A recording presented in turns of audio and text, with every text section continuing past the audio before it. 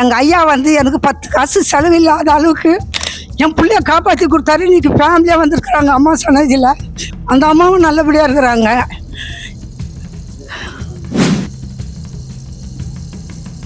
எனக்கு 2 வருஷமாக குழந்தை இல்லை. ஸ்கேன்லாம் பண்ணோம். ஆனால் டாக்டர் என்ன சொன்னாங்க, ஒன்றும் இல்லை, நார்மல்ட்டு சொல்லியும் விட்டுட்டாங்க. பரிகாரம் இல்லாமல் எதுவும் இல்லை, காசு இல்லை, எதுவுமே இல்லை. வந்து அம்மா தாயே கேட்டால் போதும், நம்ம அப்படியே மடியேந்து கேட்டால் போதும். நம்பிக்கை இருக்கும், மூட நம்பிக்கை இந்த கோவிலில் இருக்காது. திருமணம் ஆகலையா, இங்கே வந்து இவளை பார்த்துட்டு போனால் நேராக போய் நீ சத்திரத்தை புக் பண்ணிக்கலாம். என் ஃப்ரெண்டு இங்கே வந்து ரொம்ப 30 வயசு வரையும் கல்யாணம் ஆகாமல் இருந்து என் ஃப்ரெண்டு இங்கே வந்து கல்யாணம் ஆகி போயிருக்கான். 2010 கல்யாணம் நடந்தது. ஒரு 6 வருஷமாக குழந்தை இல்லாமல் இருந்தேன். தெரியல, சொல்ல முடியல. சமயத்தை பற்றி அவங்களுக்கு தெரியல, தெரியல, சொல்ல முடியல. அப்படிப்பட்ட மனப்பாரம் அழைச்சிட்டு போயிட்டு ஐயாட்ட நின்று கேட்டோம். ஆனால் எனக்கு நம்பிக்கை இல்லை, என் வீட்டுக்காரம்மாவுக்கு அபார நம்பிக்கை. அவன் வளைகாப்பு போன அடுத்த மாதமே நின்றுச்சு குழந்தை. இன்ன வரைக்கும் அம்மாவை தவிர நான் எந்த கோயில் வாசலையும் போனது இல்லைங்க. வேற எங்கேயும் பார்க்க முடியாத அளவுக்கு துர்க்கைக்கு 9 அடி அம்பாள் வந்து சிங்கத்து மேலே உட்காந்துட்டு இருக்கிற மாதிரி முப்பெரும் தேவியா. ஆனால் இங்கே வந்து போவாங்க, கேட்பாங்க, நானும் சொல்லுவேன். ஆனால் அதுவும் நடந்துடுது. அவங்க தான் வந்து சொல்லுவாங்க, நீங்கள் சொன்னால் நடக்குது. எனக்கு வந்து 8 வருஷமாக குழந்தை கிடையாது. 8 வருஷமாக எனக்கு குழந்தை கிடையாது. டாக்டரே குழந்தை இல்லைன்னு சொல்லிட்டாங்க. இங்கே அம்மாள்கிட்ட வந்து யாரை குழந்தை இல்லைன்னு சொன்னது, நான் குற்றனா போடா. கண்டிப்பா எத்தனை ஆண்டு ஆனா 10 வருஷம் 15 வருஷம் ஆனாலும் குழந்தை இல்லாதவங்களுக்கு குழந்தை பிறக்கும், கல்யாணம் ஆகாதவங்களுக்கு கல்யாணம் நடக்கும். எங்க அம்மா வேற, எங்க துர்கா அம்மா வேற, எங்க ஐயா வேற இல்லவா, எல்லாம் 2 பேருமே ஒண்ணுதாயா. எங்க ஐயா வாக்கு கொடுத்துட்டா அந்த வாக்கு நடக்கையா. 100க்கு 100 உண்மையா, இது சத்தியமான வார்த்தையா.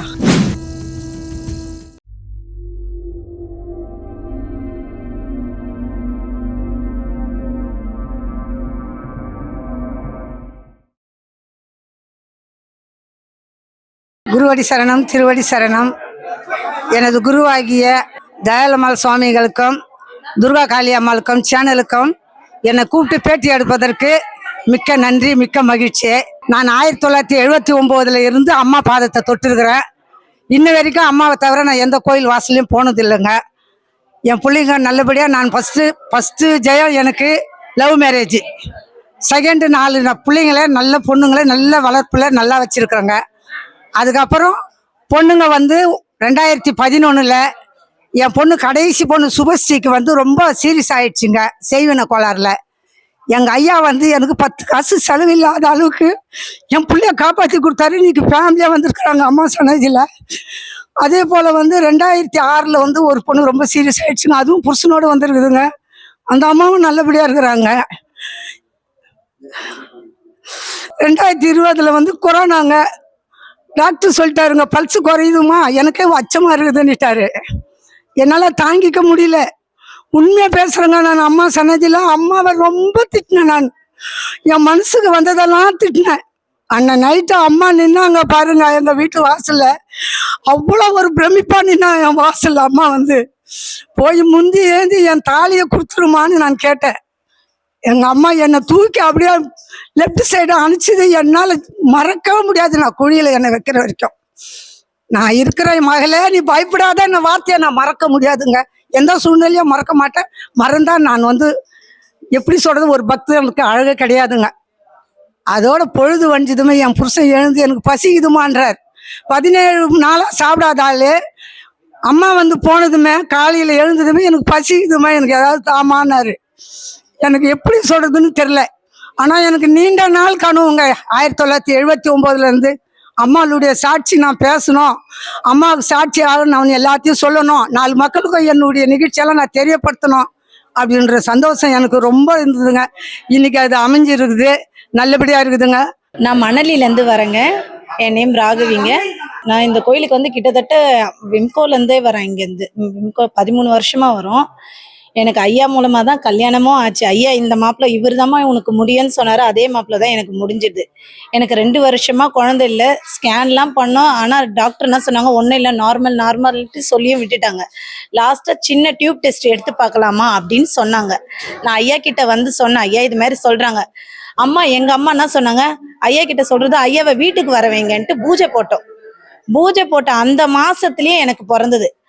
நீதாம்மா எனக்கு பிறக்கணும்னு சொன்னேன். எனக்கு பொண்ணு அதே பொண்ணா பிறந்தாங்க. பேரு துர்கான்னு வச்சேன். நான் எங்க வீட்டுக்காரர் சாதாரண கான்ட்ராக்ட்ல தான் வேலை செஞ்சாரு. சாதாரண ஸ்டாஃப் தான். இன்னைக்கு மேனேஜரா இருக்கிறாரு. அதுக்கும் ஐயா தான் காரணம்.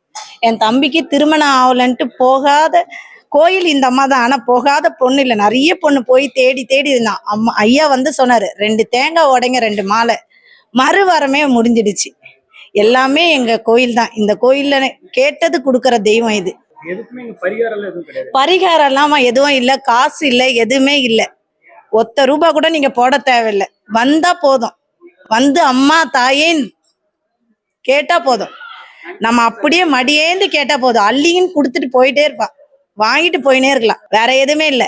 இங்க இவ்வளவு கேட்பாரு, அவ்வளவு கேட்பாங்க. இது வேண்டும் அது வேண்டும், எதுவுமே இல்லை. எங்க ஐயா உண்மையாவே நாங்க சொல்றோம், நாங்க இதுவரையும் ₹1 கூட அவர்கிட்ட நாங்க கொடுத்தது இல்லை. இதுதான் இந்த கோயிலோட மகிமை. நானும் எங்க வீட்டுல இருந்து நிறைய பேரு நான் சொல்லியிருக்கேன். என் ஃப்ரெண்டுங்க எல்லாம் கூப்பிட்டு வந்திருக்கேன். என் ஃப்ரெண்டு இங்க வந்து ரொம்ப 30 வயசு வரையும் கல்யாணம் ஆகாம இருந்து என் ஃப்ரெண்டு இங்க வந்து கல்யாணம் ஆகி போயிருக்கா. இங்க வந்தா கல்யாணம் ஆகும், குழந்தை பிறக்கும், எல்லாமே கன்ஃபார்ம். வேலை இல்லாதவங்களுக்கு வேலை உண்டு. மன நிம்மதி இல்லாதவங்களுக்கு மெயினா மன நிம்மதியா இருக்கும். ஐயா எனக்கு நிம்மதியா இல்லை, இன்னைக்கு ஒரு மாதிரி இருக்குன்னா நான் சந்தோஷமா இருக்கேன். ஜெயமே தான். எங்க அம்மா எனக்கு நல்லதுதான் செஞ்சுட்டு இருக்கா. நான் சொல்லி 4 பேர் வந்துதான் இருக்காங்க இந்த கோயில. குருவாடி சரணம், திருவாடி சரணம். எங்க வீட்டுக்காருக்கு தெலுங்கானா பிரச்சனை வந்தப்ப ரயில்வே ஜாப் வர வேண்டியது நின்று போச்சு. 10 வருஷம் கழிச்சு தான் வரும்னு ஐயா சொன்னாங்க. அதே மாதிரி எங்க வீட்டுக்காருக்கு 10 வருஷம் கழிச்சு தான் ரயில்வே ஜாப் வந்தது. இப்ப அவரு திருவள்ளூர்ல இருக்கிறாரு ரயில்வேல. அதே மாதிரி எனக்கு பொண்ணு பிறக்காதுன்னு எங்க மாமியார் சொன்னாங்க. 2ம் உனக்கு பையன்தான், எங்க குடும்பத்துல எல்லாருக்குமே பையன்தான் பிறக்கும்னு சொன்னாங்க. ஆனா எங்க ஐயா சொன்னாரு, உனக்கு 2வது பொண்ணு பிறக்கும்னு சொன்னாரு. அதே மாதிரி எனக்கு பொண்ணு பிறந்துச்சு. அம்மா பேரு துர்கா காளின்னு பேர் வச்சிருக்கேன். ஓம் சக்தி, குருவடி சரணம், திருவடி சரணம், குருவே துணை, தங்க திருவே துணை. என் பேர் கே நடராஜன். நாங்கள் வந்து எம்ஆர்எஃப்ல ஒர்க் பண்ணுறோம். எனக்கு வந்து 8 வருஷமா குழந்தை கிடையாது. 8 வருஷமா எனக்கு குழந்தை கிடையாது. டாக்டரே குழந்தை இல்லைன்னு சொல்லிட்டாங்க. இங்கே அம்மாள்கிட்ட வந்து யார குழந்தை இல்லைன்னு சொன்னது, நான் கொடுத்தேன், நான் போடா அப்படின்னு சொல்லி அனுப்பிச்சாங்க. இப்போ பையன் பிறந்திருக்கான். பையன் பிறந்து 2.5 வயசு ஆகுது. எனக்கு வழிகாட்டி என் நண்பர் பார்த்திபன், அவர் சொல்லி தான் நான் இங்கே வந்தேன். அவர் சொல்லினா என் லைஃப்லாம் வேற மாதிரி போயிடும், எங்கேயோ போயிருக்கும். அதாவது ஊரில் உதவாக்கார அப்படி இப்படின்னு திட்டுவாங்க, இது உருப்படாது அப்படிலாம் திட்டினாங்க.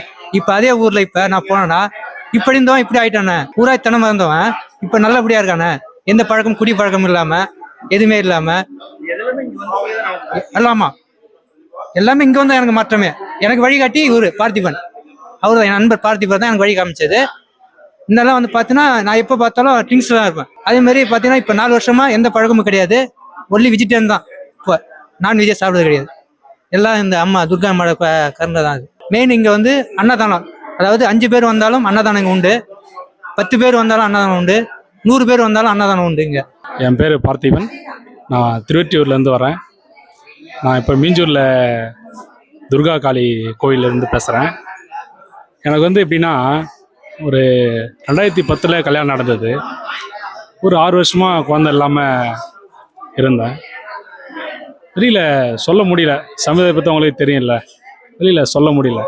அப்படிப்பட்ட மனபாரம் ஆச்சுன்னா, ஒரு முறை ஆடி மாதம் இந்த மாதிரி கோயிலுக்கு வந்து போகும்போது, ஆடி பூரம் அன்றைக்கி வரும்போது என் ஒய்ஃபுக்கு வளைகாப்பு பண்ணி அனுப்பிச்சாங்க. அன்றைக்கி அனுப்பும்போது சரி ஓகே, மன நிறைவாக அந்த இந்த நிகழ்ச்சி எப்போ நம்ம பார்க்குறது ரொம்ப வேதனைப்பட்டு சொன்னேன். உடனே அவங்க என்ன பண்ணாங்க, கோயிலுக்கு அழைச்சிட்டு போயிட்டு ஐயாட்ட நின்று கேட்டோம்.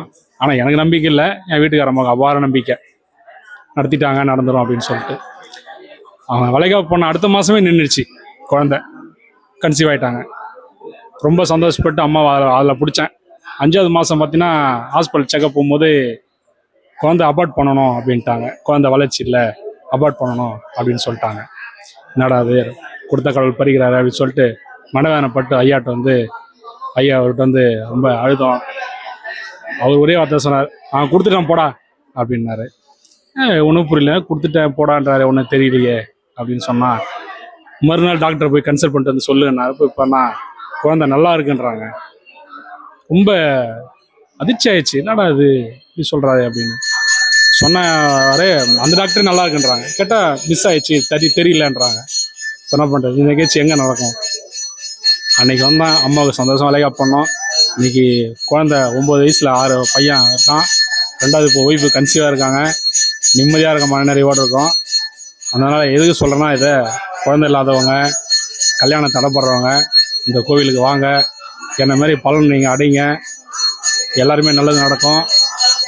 எல்லோரும் அம்மாவை நம்பிக்கை வேண்டிக்கங்க. அப்புறம் இன்னொன்றுனா, உடம்பு சரியில்லாதவங்களுக்கு ஐயா கையால் விபூதி தராங்க இல்லைங்களா, அதை தண்ணியில் கலந்து அவங்க சொன்னால் ஜெயமா, அந்த மாதிரி ஒரு கோவில் இது.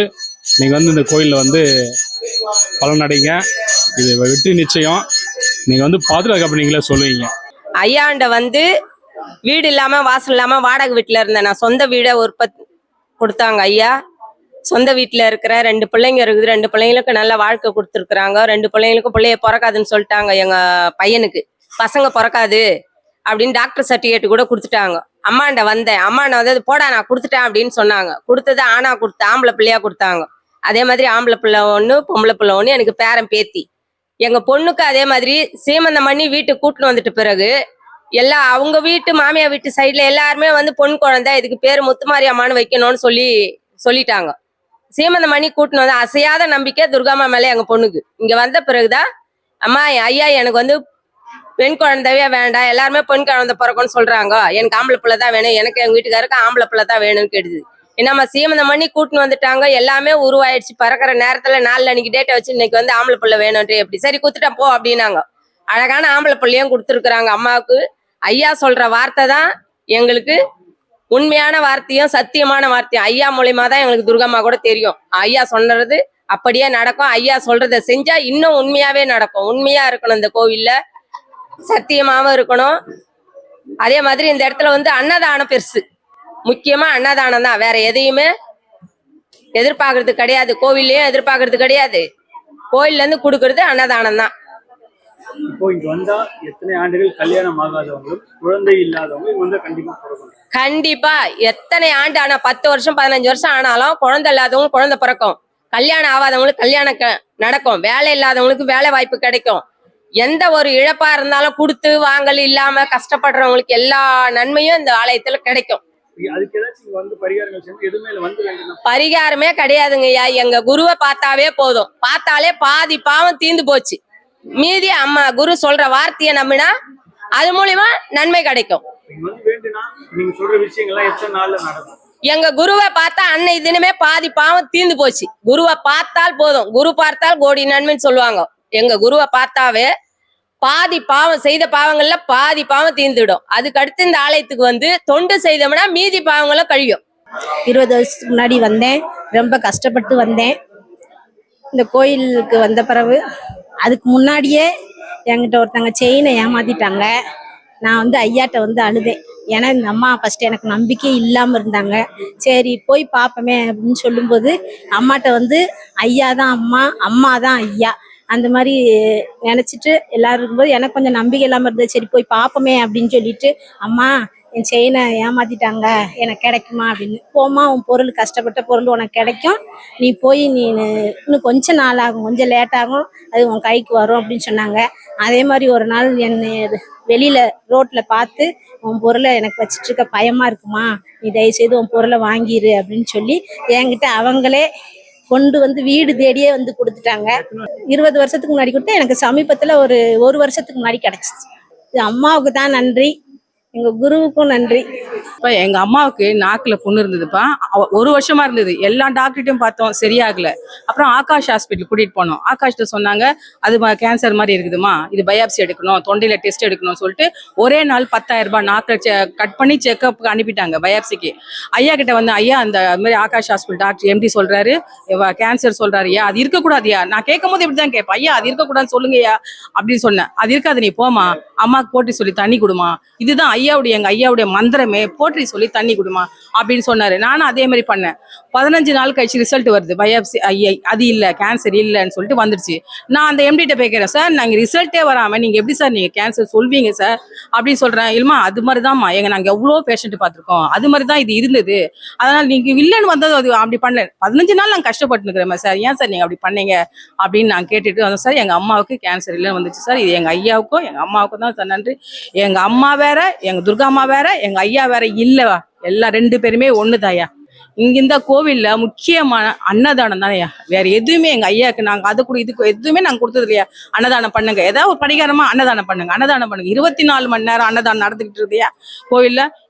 உலகத்துல எல்லாரும் வந்து இந்த கோயில்ல நல்லா எல்லாரும் சந்தோஷமா இருக்கணும், இந்த கோயிலுக்கு வரணும். எங்க ஐயா கிட்ட சொல்லிட்டா அந்த வேலை நடக்கும்யா. எங்க ஐயா வாக்கு கொடுத்துட்டா அந்த வாக்கு நடக்கும்யா. 100க்கு 100 உண்மையா, இது சத்தியமான வார்த்தையா. அவரு சொல்லிட்டாருன்னா இது நடக்கும் போமா அப்படின்னு சொல்லிட்டு நடந்துரும்யா. நம்பிடணும், நான் நம்பிட்டாதான் நான் அது நடக்கும். எங்க ஐயா சொல்லிட்டாரு, நடந்துரும்யா. நடந்துச்சியா, கேன்சர் இல்லைன்னு வந்துச்சியா, அந்த டெஸ்ட்ல வந்துச்சு. டாக்டர் நான் போய் சண்டை போட்டேன், நீ எப்படியா சொல்லுவ, நீ இந்த வார்த்தை நீ எப்படி சொல்லுவேன்னு கேட்டு வந்தையா.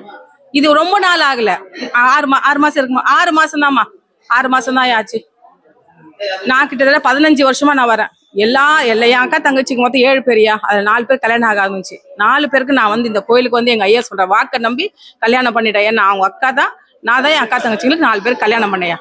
அன்னையோட பேர் வந்து இங்க துர்கா காளின்ற ஒரு திருநாமத்தோட இருக்காங்க. இந்த திருநாமத்தை வந்து நாங்களோ இல்லை மற்றவங்களோ வந்து சொல்லி இந்த நாமம் வைக்கல. இந்த திருநாமம் வந்து அம்பாள் கனவுல வந்து நான் யார் தெரியுமா, நான் தான் துர்கா காளி அப்படின்னு இந்த திருநாமத்தை சொன்னாங்க. இது 1997 96 97 அப்போ 10வது படிச்சுட்டு இருக்கேன். அப்போ வந்து அம்பாள் வந்து சொன்னது. அன்னிலிருந்து இன்னி வரைக்கும் வந்து இந்த அம்பாளை வந்து வழிபட்டுக்கிட்டு இருக்கோம். அதோட காரணமா நான் மட்டும் வழிபட்டுட்டு இருந்ததை இன்னைக்கு வரக்கூடிய மக்கள் எல்லாரும் வந்து வழிபட்டு சொல்றதெல்லாம் நடக்குது அப்படின்ற ஒரு காரணத்தினால இங்க என்ன சொல்றாங்களோ அது அப்படியே நடக்குது அப்படின்னு அவங்கெல்லாம் சொல்றதுனால இன்னைக்கு மக்கள் வந்து அதிகமா வராங்க. வர்றதுனால அவங்களோட தேவைகள் பூர்த்தி அடையுது, மனசுக்கு வந்து நிம்மதி கிடைக்குது. இங்க என்ன கிடைக்குதுன்னாலும் சொல்ல மாட்டோம், நான் சொல்லுவேன் செல்வம் கிடைக்குது அது கிடைக்குதுன்றதை விட வரக்கூடிய மனுஷனால இங்க மனிதனா வாழறதுக்கான விஷயத்த சொல்லித்தரோம், வாழ்க்கையில நிம்மதியா வாழ்றதுக்கான வழியை சொல்லித்தரோம். அதே நேரத்துல அவங்களோட கோரிக்கைகளும் இங்க நிறைவேறுது. அதனால இன்னைக்கு மக்கள் எல்லாம் வராங்க. வந்தது மட்டும் இல்லாம நம்ம கோவிலோட தொடர்பா மன்றங்களும் இருக்கு. இங்க வரக்கூடியவங்களுக்கு கடன் பிரச்சனை, கல்யாண பிரச்சனை, குழந்தை இல்லாம, வியாதி, இது எல்லாமே வந்து நிவர்த்தி ஆகுது. அப்படி நிவர்த்தி ஆனதுனால அன்னிலேருந்து இன்னி வரைக்கும் மெயினா இங்க அன்னதானம் வந்து ரொம்ப சிறப்பு. மற்ற ஆலயங்கள் மேலே இங்க பரிகாரங்கள் அதிகமா இருக்காது. வரக்கூடியவங்களுக்கு நிம்மதியா வாழ்றதுக்கான வழியை சொல்லித்தரோம். அது போல இங்க நடக்குது. அது மட்டும் இல்லாம வீட்டோட ஒரு கோவில் இருக்கு. அங்கதான் முதல்ல ஆரம்ப காலத்துல இருந்து வச்சுட்டு இருந்தோம். அங்க வரக்கூடிய மக்கள் அதிகமா வர்றதுனால அங்க வசதி வாய்ப்பு இல்லைன்றதுனால மீஞ்சூர் பக்கத்துல காணியம்பாக்கம் என்ற ஊர்ல குடியான் தெரு என்ற இடத்துல அம்பாளுக்கு ஒரு ஆலயம் எழுப்பி இருக்கும். இது வந்து பக்தரெல்லாம் சேர்ந்து தான் எல்லாரும் வந்து அன்பர்களாம் ஒன்றா இருக்கிறதுனால வந்து இங்கே சேர்ந்து அம்பாளுக்கு வேற எங்கேயும் பார்க்க முடியாத அளவுக்கு துர்க்கைக்கு 9 அடி அம்பாள் வந்து சிங்கத்து மேலே உட்காந்துட்டு இருக்கிற மாதிரி, முப்பெரும் தேவியா இங்கே ஒன்றா இருக்கிற மாதிரி, மும்மூர்த்தியும் முப்பெரும் தேவியா சேர்ந்து இருக்கிற மாதிரி இருக்கிறாங்க.